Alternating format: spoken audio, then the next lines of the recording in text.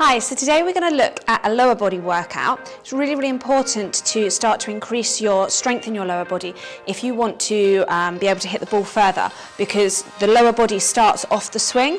You can generate a lot of power from there. So I'm going to give you some exercises that can help. So first up, we've got some goblet squats, or you can just do body weight squats if you're starting out and you want to keep it simple. We'll just go on our feet back. I have quite a lot of hip mobility, so I tend to keep my feet slightly straighter, because when I squat, if I have too much turnout, I will squat very, very low. So I tend to have a slightly more turned in foot, so my feet are straighter, and that just stops me going way too low. We want our hips to be going just below our knees when we're squatting. You want to keep the knees driving out, so we don't want to see the knees coming in. Keep the chest up and keep the head up, so you've got a nice straight back posture. So as we come down, we're coming down to here, and then back up. Really squeeze through the glutes, all the way up. Okay, then if you wanted to make it harder, you could either put a barbell on your back or your front, or you could use a dumbbell and hold it here. So we're goblet squatting here, so holding it like this, and then coming down, and then back up. And if you do 12 to 15 of these, okay, if you give that a go. So next up, we've got some walking lunges, or if you don't have much space and you're doing this at home, you could just do them on the spot. So when we're lunging, just make sure that you don't over lunge and put too much stress on the hip flexor, but also you don't want to be too sort of bunched up here as well. So it's almost like 90 degrees and 90 degrees. Try and keep your shoulders back, so you're not coming too far, you're not leaning forward too much. And the other thing is, when we're stepping forwards into the lunge, just make sure that back heel is straight, so you don't want it turned out like that, because that's going to pull your hip out as well.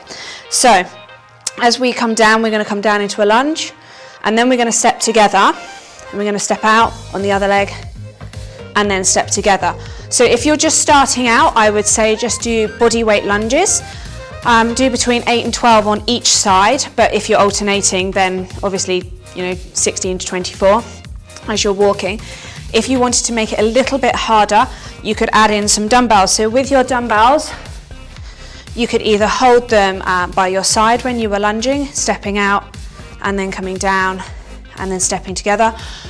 You could hold them in a front rack position like this, or once again, you could use a barbell either on your back or your front. So many variations. But just do what you're comfortable with. So give them a try, and they'll really start to help with your leg strength. So next up, we've got some side-on knee drives. So I really like this exercise for trying to get a bit of power and speed, which is great in our swing. It also is going to make you balance at the top. So we're going to put one foot on and just start with no weight or anything.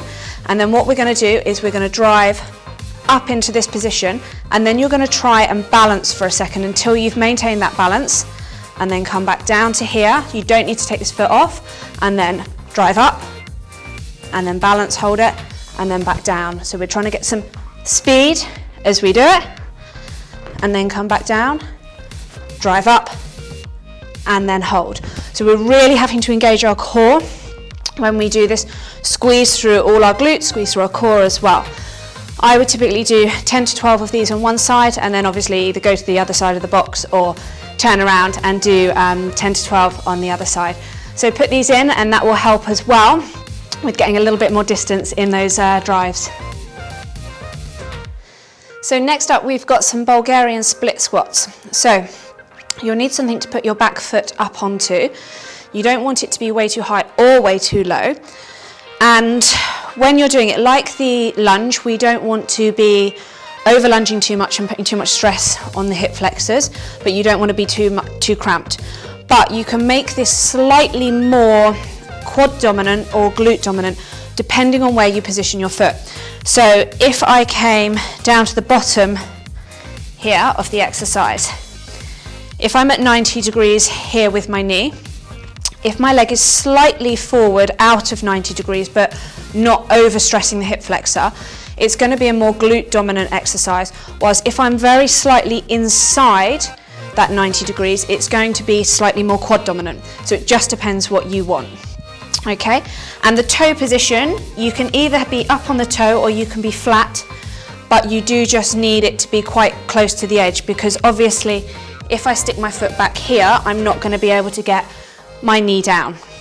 Okay, when you're coming down, just make sure the knee is tracking as well, so we don't want the knee dipping in like that. That's normally a common mistake. When you start to add weight, the knee will start to dip in slightly, so just really focus on where that knee is tracking. So, and once again, if you haven't done these before, just start with body weight and then you can build some weight in. So as we come down to here, and then we're driving up, really try and squeeze through there. Try and keep your shoulders back as well, so I'm not leaning too far over. And we're coming down to there and then back up. 10 to 12 on each side is fine. You could either add in like a goblet, like we did with the goblet squats. You could put a bar on your back, you could hold 2 dumbbells, you could front rack. So there's lots of options, but just start with body weight and then see how you get on. And last up, we've got some single leg deadlifts. So once again, we'll start with the body weight variation and then we can add some weight in, and then I can also show you something that I like to do with some of my golfers too, just to make it a little bit more challenging. So we're going to be extending that back leg out behind, trying to keep the back nice and straight, and then coming back up to here. What we don't want to do is drop our shoulders forward. We want to maintain nice posture through our back when we're doing it. If you want to make this a little bit harder, you can then obviously add in a weight, dumbbell, kettlebell, whatever you'd like. So from here, coming down, and then back up to there. Oh, there we go, there's my balance. So you really have to engage the core to do this one. So I would typically do sort of 10 to 12 on each side of those. If you want to make this a little bit trickier and just incorporate the core a little bit more, something I do with some of my golfers is as we come down,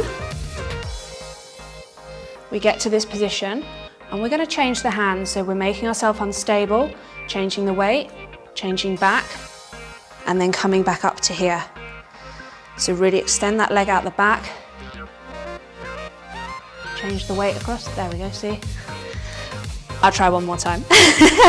So coming down, across, back, and then stand up.